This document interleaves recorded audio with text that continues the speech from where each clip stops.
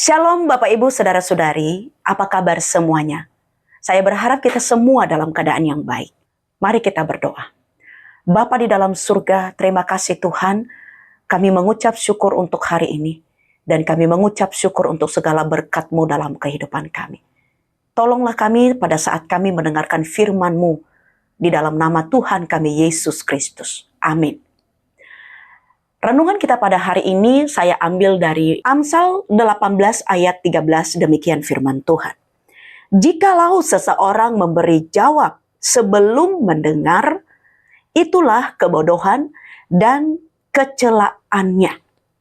Bapak, Ibu, Saudara, pernahkah mengalami sakit hati karena dinilai sebelum sempat berbicara?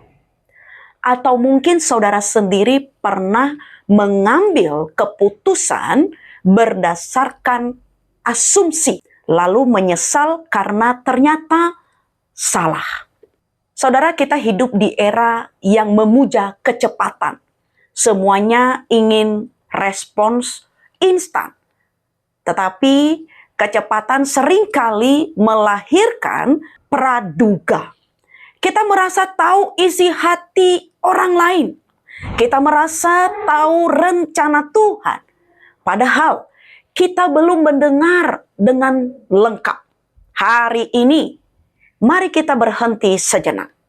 Kita belajar dari sebuah kebodohan yang sering kita anggap biasa saja. Firman Tuhan dalam Amsal 18 ayat 13 yang sudah kita baca tadi, memberikan penegasan bahwa menjawab sebelum mendengar itu adalah merupakan kebodohan. Dalam konteks sastra hikmat, ini bukan sekedar soal etika komunikasi, tetapi ini soal sikap hati yang paling dalam. Kata kebodohan di sini bukan kurang intelektual, tetapi kurang moral. Orang bodoh dalam Alkitab adalah orang yang tertutup terhadap firman Tuhan, terhadap kebenaran itu sendiri. Ketika kita menjawab sebelum mendengar, kita sebenarnya sedang berkata, pengetahuanku lebih penting daripada faktanya. Itu adalah bentuk kesombongan halus, Bapak, Ibu, dan Saudara. Kita memotong proses kebenaran karena ingin merasa aman dengan asumsi kita sendiri.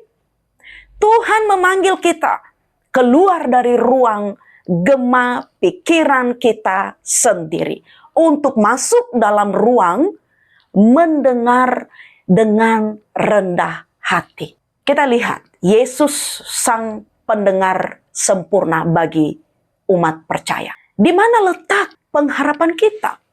Kita sering gagal mendengar. Disitulah kita butuh Yesus Kristus. Yesus adalah firman yang menjadi manusia. Namun sepanjang pelayanannya, ia adalah pendengar yang sempurna bagi kita. Dia tidak pernah bertindak berdasarkan praduganya sendiri. Di dalam Yohanes 5 ayat 19, di sana Yesus berkata, demikian firman Tuhan. Maka Yesus menjawab mereka, katanya, aku berkata kepadamu, sesungguhnya anak tidak dapat mengerjakan sesuatu dari dirinya sendiri, jikalau tidak ia melihat Bapa mengerjakannya. Sebab apa yang dikerjakan Bapa, itu juga yang dikerjakan anak. Terlihat jelas di sini bahwa bukan atas kehendaknya sendiri, tetapi kehendak Bapa lah yang Yesus lakukan selama ia ada di dalam dunia ini. Yesus mendengar Bapaknya sebelum bertindak.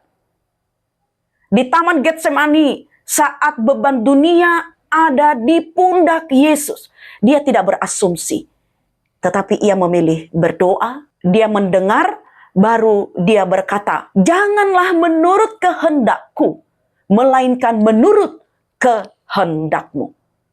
Bapak, Ibu, dan Saudara, Kristus Yesus menyelamatkan kita bukan hanya dari dosa perbuatan, Bapak, Ibu, tetapi dari dosa persepsi atau praduga.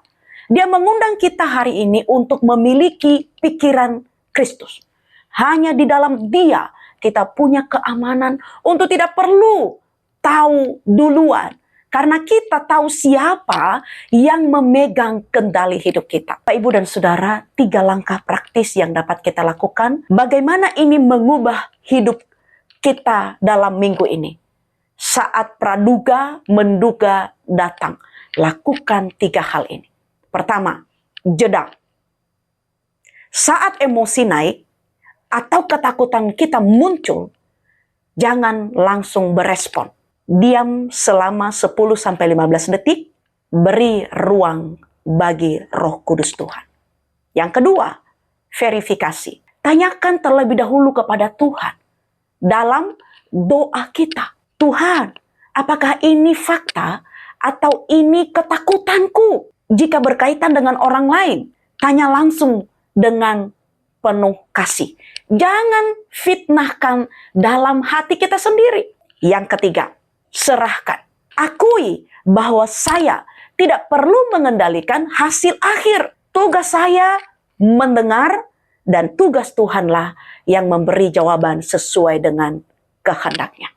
Kiranya Tuhan menolong pendengaran kita dan respons kita bagaimana hidup dalam firman Tuhan setiap hari. Shalom, Tuhan Yesus memberkati. Mari berdoa. Bapa di dalam surga, terima kasih karena Engkau Bapa yang setia mendengar kami. Terima kasih firman Tuhan yang Engkau perdengarkan kepada kami hari ini. Roh Kudus, tolonglah kami agar kehidupan kami sehari-hari menjadi pribadi yang setia mendengar firman Tuhan. Demikian juga kami praktekkan untuk mau mendengar keluh kesah orang lain dalam hidup kami. Tuhan, tolonglah pada kami. Di dalam segala keterbatasan kami, Roh Kudus memperlengkapi iman dan percaya kami kepada Engkau. Di dalam nama Tuhan kami, Yesus Kristus, kami mengucap syukur atas firman Tuhan. Amin.